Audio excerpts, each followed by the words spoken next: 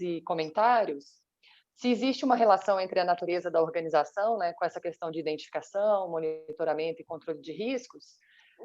Bom, eu acredito, eu vou tentar responder mais de uma questão junto para facilitar, porque o tempo é bem curtinho. Então, a estrutura da organização, se seria uma variável a ser considerada, já pegando aquele gancho com a questão que até o professor Elcio também tinha considerado, se é aplicável a todos os tipos de empresa no Brasil ou não, eu vejo que a ISO ela buscou realmente montar um modelo padrão ideal, que realmente faz parte da crítica, mas na hora de ser aplicado, dentro dos princípios que a ISO traz na sua norma, é justamente também ela ser personalizável. Então, as empresas elas têm que fazer uma construção dessa norma à sua realidade, de acordo com o seu ambiente, de acordo com o seu cenário, de acordo com os seus contextos, considerando os fatores externos e internos que influenciam a sua atividade. Então, a questão mercadológica também influencia muito na hora de realmente implantar esse processo de gestão de riscos. Eu acredito, né, assim, que esse processo ele seria aplicável à grande maioria das empresas. É Que foi? claro que as empresas maiores, elas têm uma estrutura, Vamos até ver. mesmo financeira, de Por quê? contratar profissionais para realmente dar vazão, para realmente implantar e fazer funcionar o sistema. Como eu disse anteriormente, as empresas pequenas, elas não têm um recurso financeiro que possibilite implantar um sistema desse, porque realmente a empresa pequena não tem pessoal para isso, não tem dinheiro para isso, não tem tempo para isso. Então, muito até do que o professor Pardini acabou de comentar, as empresas às vezes acabam só fazendo. Isso entra num planejamento total da empresa. As pequenas empresas muitas vezes não fazem nenhum planejamento estratégico organizacional. Elas vão trabalhando no dia a dia, vai aparecendo situações, elas vão no incêndio. A primeira empresa que eu trabalhei foi uma empresa pequena, então eu sei disso porque eu comecei no ambiente corporativo nesse cenário de apagar incêndio, de trabalhar na gestão de risco apenas na gestão de danos. Então, assim, a gente estava o tempo todo fazendo as defesas, indo para audiência, lidando com os processos, mas não tratando a causa. Então, assim, acabava sendo, digamos, um dominó. A gente nunca parava para pensar no porquê aquilo estava acontecendo e trazer ações para isso ser resolvido. Então, a ideia da norma ISO 31000 e 31022 é exatamente parar e pensar de uma forma estruturada e estratégica em como vai ser realizada aquela gestão de riscos. E não simplesmente sair fazendo e somente uma gestão de danos. E eu acho muito interessante a visão da norma ISO, porque existem outras normas que trazem a gestão de riscos, né? Como a FERMA tem, como a COSO, existem outras instituições que falam sobre isso. Mas a ISO ela traz uma visão também positiva do risco, que é muito interessante. Eu acho que eu abordei em vários pontos da dissertação esse risco positivo, justamente porque a visão tradicional é marcada por pensar que o risco é algo que não deu certo, por pensar que o risco é um perigo, e as pessoas não terem essa visão positiva do risco, né, de que ele pode representar uma oportunidade a depender da perspectiva que ele é analisado. Então, o mesmo risco, se ele for analisado da perspectiva negativa e positiva, ele pode gerar duas ações diferentes. Então, ao mesmo tempo que você previne uma determinada ameaça, aquele mesmo risco ele pode representar uma oportunidade. Então, eu acho isso muito interessante nessa norma ISO, e por isso eu passei em vários pontos do trabalho falando sobre essa perspectiva positiva, para trazer esse outro lado, para realmente trazer uma mudança de paradigma, uma mudança de perspectiva na análise e na gestão de riscos. Com relação à avaliação da dimensão social dos riscos, né? Desculpa, deixa eu passar primeiro pelas inovações disruptivas. Então, isso aí tem muito relação. As inovações disruptivas, eu falei do ponto positivo, mas elas sim, elas também têm um ponto negativo. Inclusive, a gente tem visto em uma série de questões, como você citou, por exemplo, as questões do risco trabalhista, ao mesmo tempo, por exemplo, do Uber, que ele trouxe uma inovação, uma questão positiva de ter um maior acesso à mobilidade social, né? Ele também trouxe um risco trabalhista, que não existia até então. Então, assim, realmente existe essa dualidade do risco, a depender da perspectiva. Então, quando eu citei as inovações disruptivas de um modo positivo, sim, elas também têm um negativo que a gente deve considerar no momento de uma análise mais específica. E essa própria questão do STJ, né, que está implantando inteligência artificial, que tem colocado os processos digitais, as audiências digitais, os processos eletrônicos, isso tudo traz um risco com relação à proteção de dados, com relação a cyberataques, que também devem ser considerados. Então, é muito realmente uma balança entre as duas coisas, a gente ponderar, a partir dessa análise, né, que a gente vai identificar o risco, vai analisar qualitativa e quantitativamente, nesse caso, identificando quais são os tipos de risco e quais são os impactos que esses riscos trazem. Isso aí numa dimensão maior, não somente econômica, mas a gente tem que pensar também no impacto de imagem, no impacto de clima interno, a depender do segmento econômico, né? Depender do local, a depender do tipo de risco. Então, a gente tem que fazer uma análise geral e também ponderar o critério de risco que é estabelecido pela empresa quando ela começa a planejar estrategicamente a implantação dos riscos, da gestão de riscos, em que ela vai definir o nível de risco, ou seja, quais são os riscos que são aceitáveis para ela, dentro daquele contexto, para buscar a realização dos objetivos organizacionais e também estabelecer uma tolerância ao risco, que seria aquela variabilidade. Inclusive, na parte do risco jurídico, essa variabilidade, essa tolerância ao risco é uma coisa muito importante justamente pela questão da insegurança jurídica, porque a gente não tem uma estabilidade das relações jurídicas e dos atos que são realizados em uma determinada norma jurídica vigente, porque a gente pode ter uma mudança de entendimento jurisprudencial logo a seguir. Então, isso tudo impacta até mesmo nessa questão da estratégia da gestão de riscos, e ela deve ser monitorada e controlada passo a passo, porque o direito ele traz, o direito principalmente, né? Mas hoje a gente vê também as questões econômicas que mudam a todo momento, as questões políticas. Então, assim, os fatores que influenciam na realização dos objetivos organizacionais, eles são muito incertos. E por isso a gestão de riscos ela tem que ser tratada passo a passo, tem que ser monitorada e controlada, e os seus desvios têm que ser corrigidos para que ela realmente seja efetiva.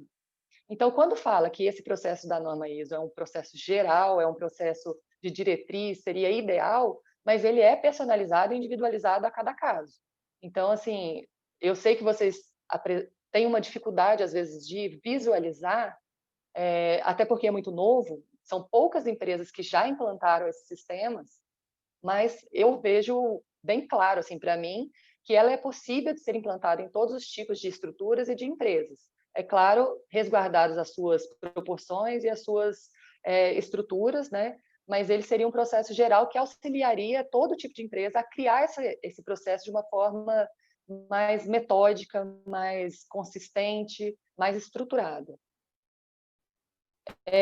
Com relação ao comentário sobre o Bauman, né, sobre a modernidade líquida, eu traria também a questão do Beck nessa junção, porque ao mesmo tempo que a gente vê que a modernidade, né, líquida, ela traz uma transformação, de que as coisas estão em constantes transformações, eu acho que nesse momento, principalmente da pandemia que a gente está vivendo, a teoria da sociedade de risco, ela é muito impactante, porque mostra exatamente essa questão de que hoje a gente, no processo de modernização, de industrialização, de produção excessiva, né, ao tempo todo tentando ter uma produção em larga escala, a gente acaba produzindo também os riscos. Então, quando fala na sociedade de risco que ela é reflexiva, que ao mesmo tempo em que ela tem um lado positivo, né, de produzir tecnologia, de inovação, ao mesmo tempo a gente traz os riscos, igual a questão da pandemia, que uma vez que a industrialização ela trouxe as pessoas para as cidades cresceram, isso fez com que o hospedeiro ele mudasse o vírus, né, mudasse de hospedeiro. Então, isso mostra realmente o impacto da degradação ambiental originado pela modernidade, pela industrialização. Então, a atuação da civilização é realmente reflexiva, que ao mesmo tempo que a gente consegue ter um avanço que é positivo, a gente tem um risco negativo de um impacto, como no caso dessa crise sanitária que a gente está vivendo com a pandemia. Deixa eu ver no meu tempo, acho que eu já estou extrapolando, mas a última pergunta, deixa eu ver, quais competências, né, seriam necessárias para a profissão, para a organização, para a capacidade? Eu acho que é uma pergunta um pouco complexa para ser respondida muito objetivamente, mas eu vejo como uma estrutura de uma empresa que quer realmente identificar e tratar os riscos e não somente inserir um processo pro forma. Igual eu comentei a respeito da governança corporativa, que a gente vê muitas empresas colocando esse processo como simplesmente para atender, às vezes, um edital de uma concorrência pública. Então, as empresas elas têm que criar uma estrutura para realmente ter uma autonomia, para ter recursos, para ter essa possibilidade de que o processo avance. Então, não adianta simplesmente a empresa querer falar, vou fazer uma gestão de riscos, mas ela também não disponibilizar recursos para que isso aconteça. Não sei se eu respondi, se ainda ficou alguma dúvida, por favor, eu estou à disposição. Está ótimo, excelente. Muito obrigado. Ótimo. Então, vamos passar a palavra para o professor doutor Paulo Márcio Reis Santos, que é do programa de mestrado em Direito da Universidade FUMEC. E Paulo Márcio, fique tranquilo, porque os últimos serão os primeiros. Está na Bíblia. Com a palavra. Boa tarde. E também, professor Frederico, está na Bíblia, lá em Eclesiastes. Lembrei de você, Luciano, pelo momento que você está vivendo agora. Lá em Eclesiastes 7, consta que o fim é melhor que o começo. Tenho certeza que, por mais que haja essa sociedade, mas está chegando o fim, a jornada. E a felicidade ela está na jornada, não no destino. Eu tenho certeza, né, que você vai sentir falta desse momento. Então, quero lhe parabenizar, né, lembrando que Eclesiastes foi, né, atribuída a Salomão. Salomão considerado o homem mais sábio e mais rico também que já pisou, né, neste plano. Hoje, Jeff Bezos é considerado o mais rico do mundo, né, mas a fortuna de Salomão superaria em muito a de Jeff Bezos. É uma alegria muito grande estar aqui com o professor Frederico Gabrich, né, uma das pessoas também mais sábias que eu conheço. Professor Elcio, eu sempre faço questão de participar das bancas, que eu aprendo muito com o professor Elcio.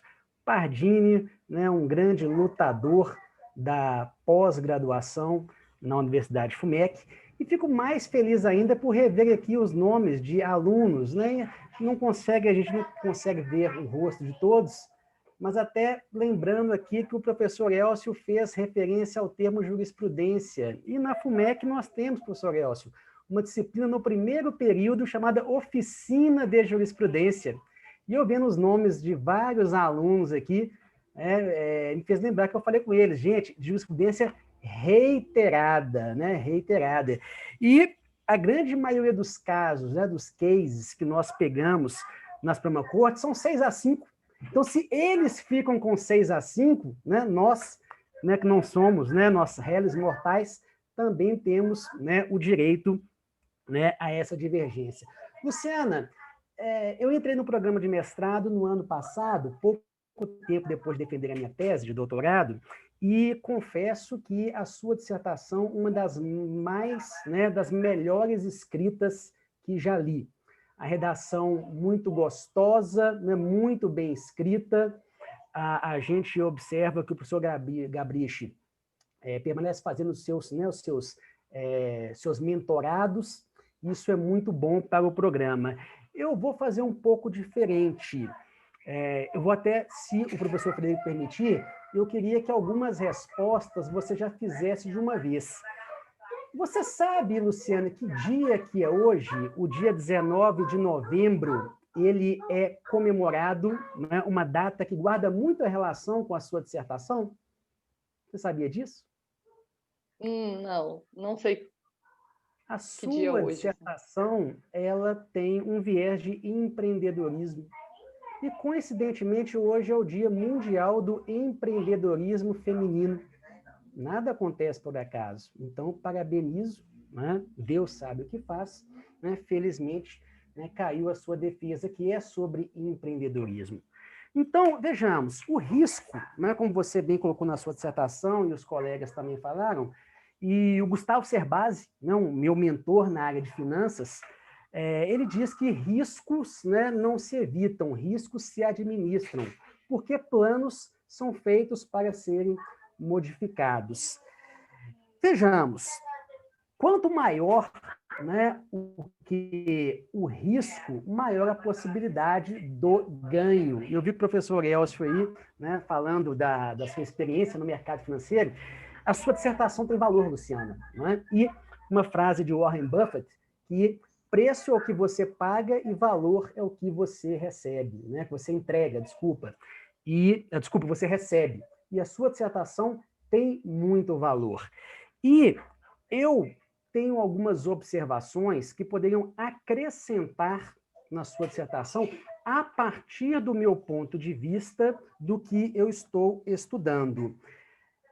Pela minha formação no direito, né, econômico, você fez referência à análise econômica do direito, mas eu senti falta de uma análise econômica do direito mais raiz, como, por exemplo, o problema do custo social, The Problem of Social Cost, de Ronald Coase, Prêmio Nobel de Economia, que fala muito sobre o que os custos de transação e a gestão jurídica dos riscos.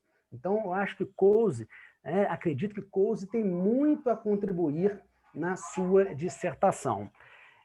O que eu senti falta, e eu falo isso com os meus orientandos, e também nas dissertações que eu trabalho, que eu avalio, você falou sobre Bauman, né, muito importante, né, um dos sociólogos mais festejados, mas eu senti falta de filosofia na sua dissertação. Filosofia, que é uma disciplina obrigatória do nosso programa. Né? Isso não desmerece o seu trabalho, mas, né, o seu trabalho, quando falamos sobre risco, é sobre empreendedorismo.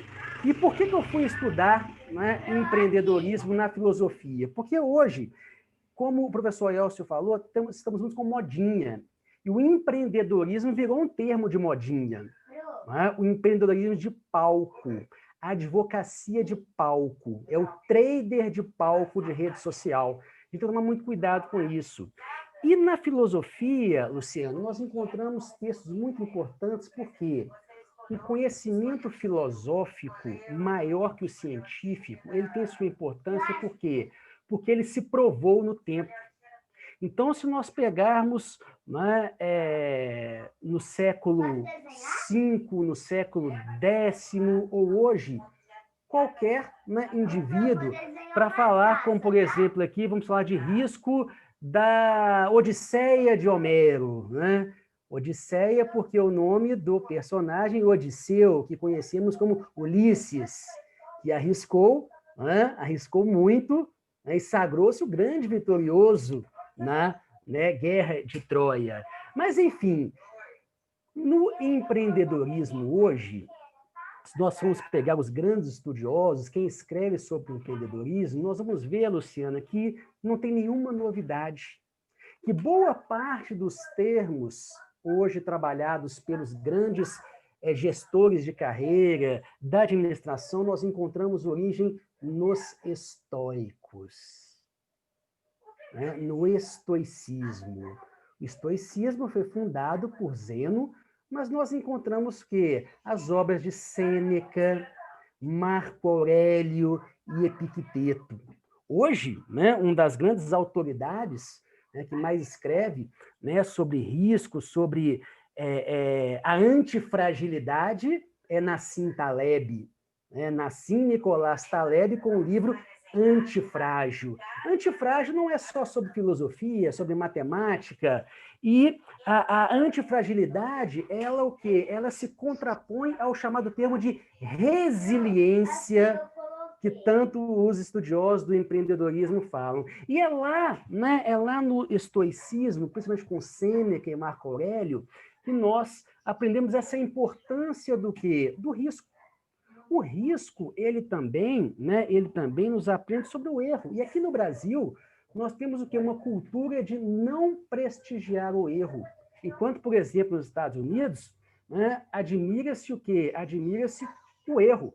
Quantas empresas quebraram, quantos prejuízos tiveram. Né? Vamos pegar, por exemplo, aqui,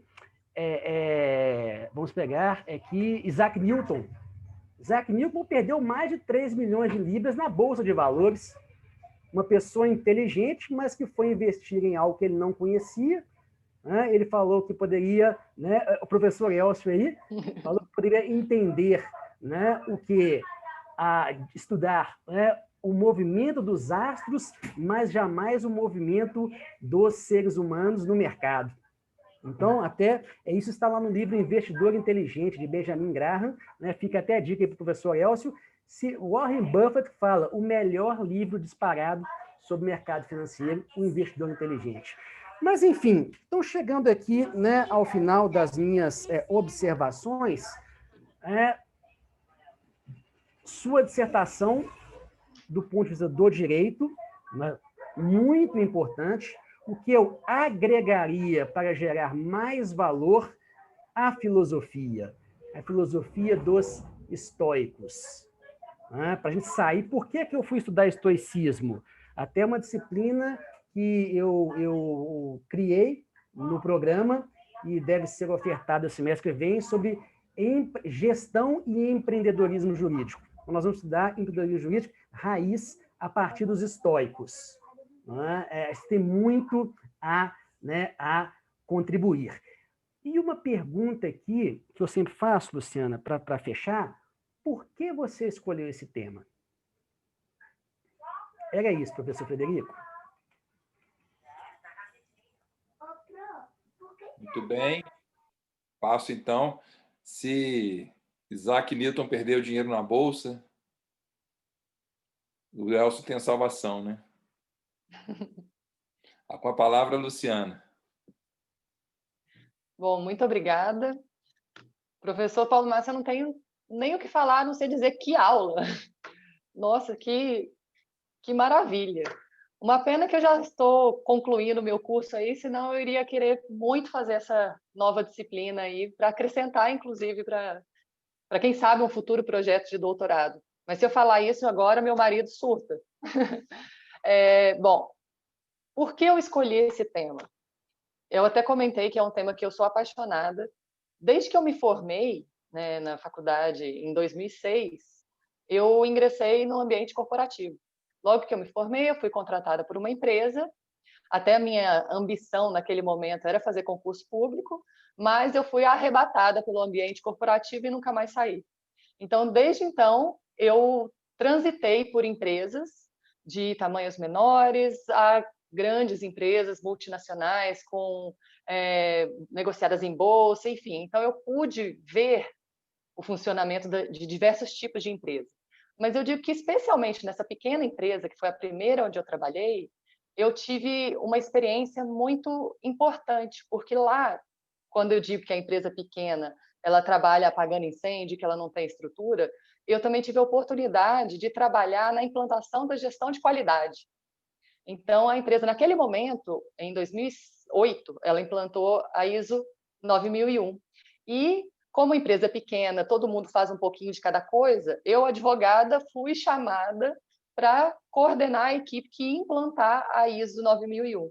E, a partir daí, eu comecei a ver, né, uma perspectiva de como funcionam os programas de qualidade, que, na verdade, eles têm uma estrutura um pouco parecida, apesar de ser uma gestão de qualidade, uma gestão de segurança, de meio ambiente, de riscos, mas eles obedecem uma estrutura que é geral para todas. Então, eu sempre levei um pouquinho disso comigo para cada lugar que eu fui. E aí, quando eu pensei em fazer o mestrado, que era um desejo antigo, mas eu não conseguia por causa da minha rotina corrida, né, trabalhando em empresa, e os horários do mestrado, às vezes, são ingratos para quem trabalha num ambiente com um horário rígido, porque tem aula de manhã, à tarde, à noite, então é um pouco difícil, às vezes, para sair no meio do dia e assistir uma aula e voltar.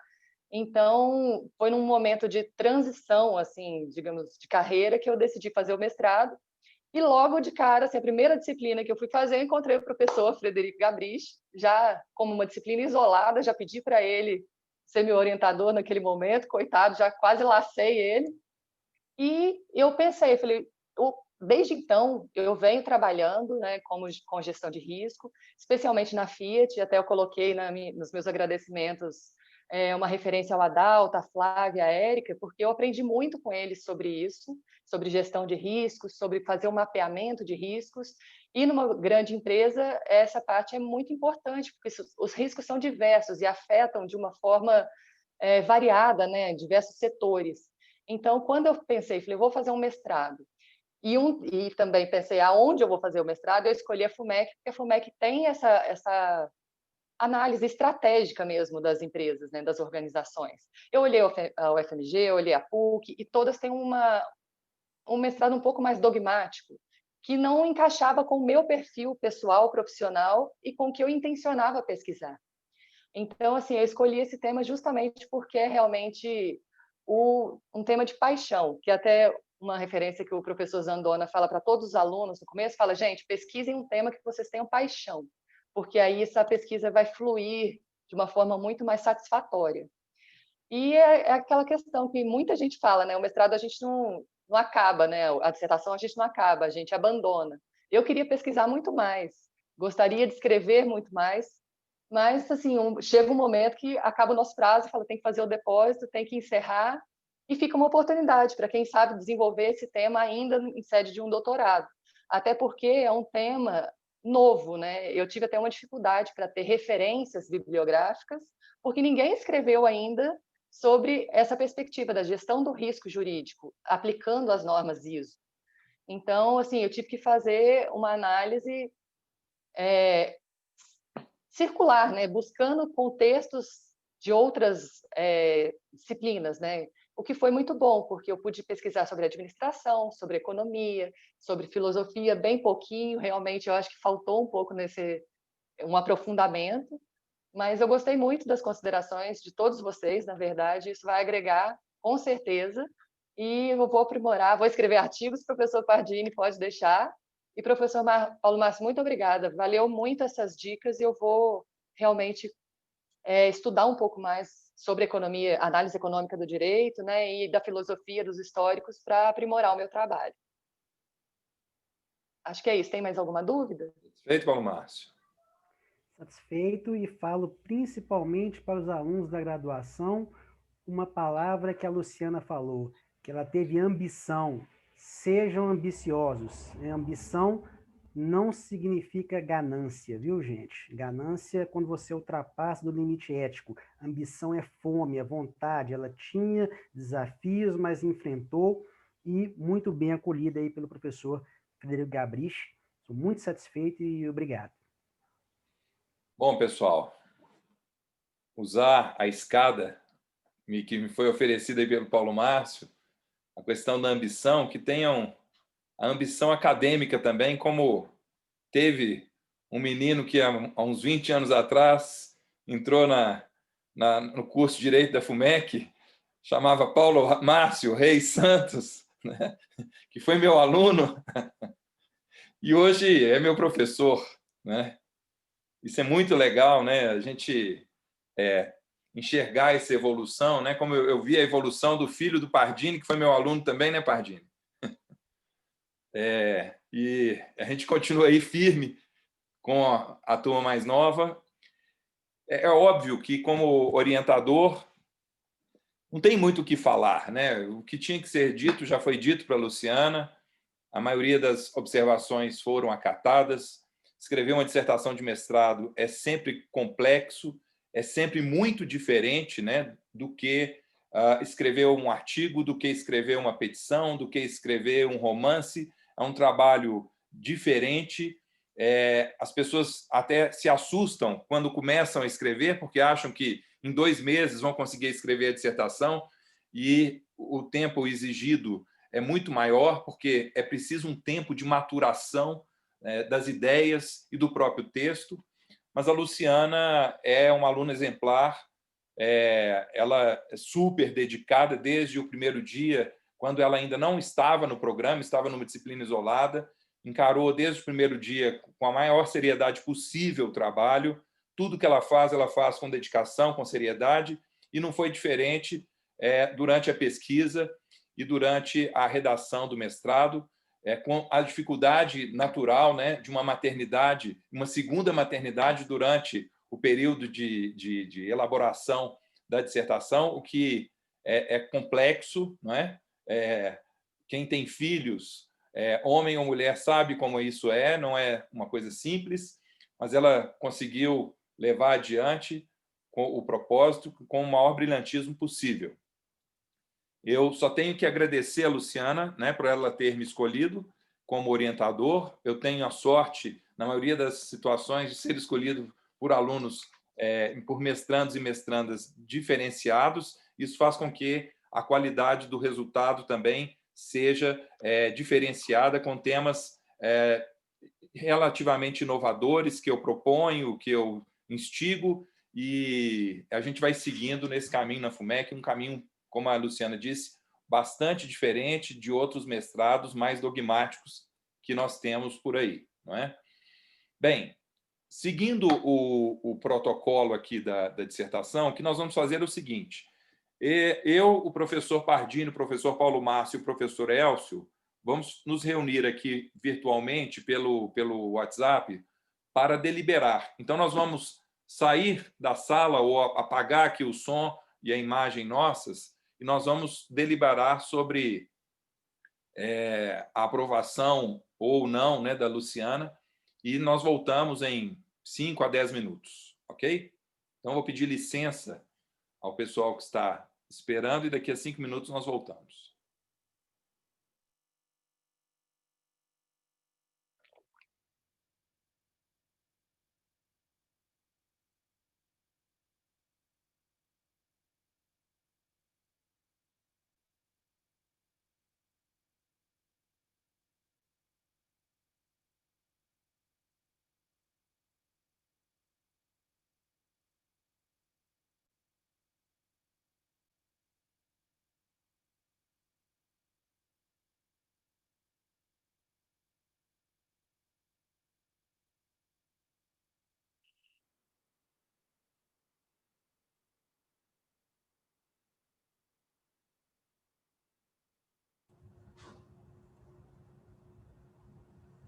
Luciana, parabéns. Aproveitando para entrar e te cumprimentar.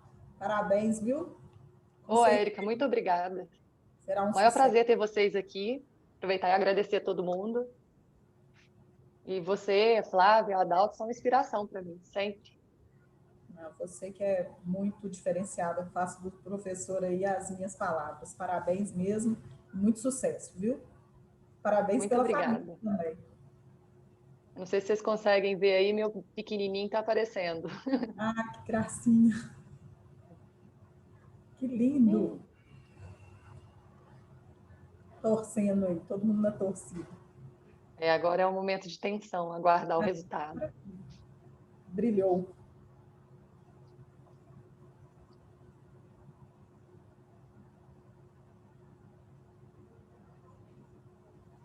Luciana, vou aproveitar para dar os parabéns para você também.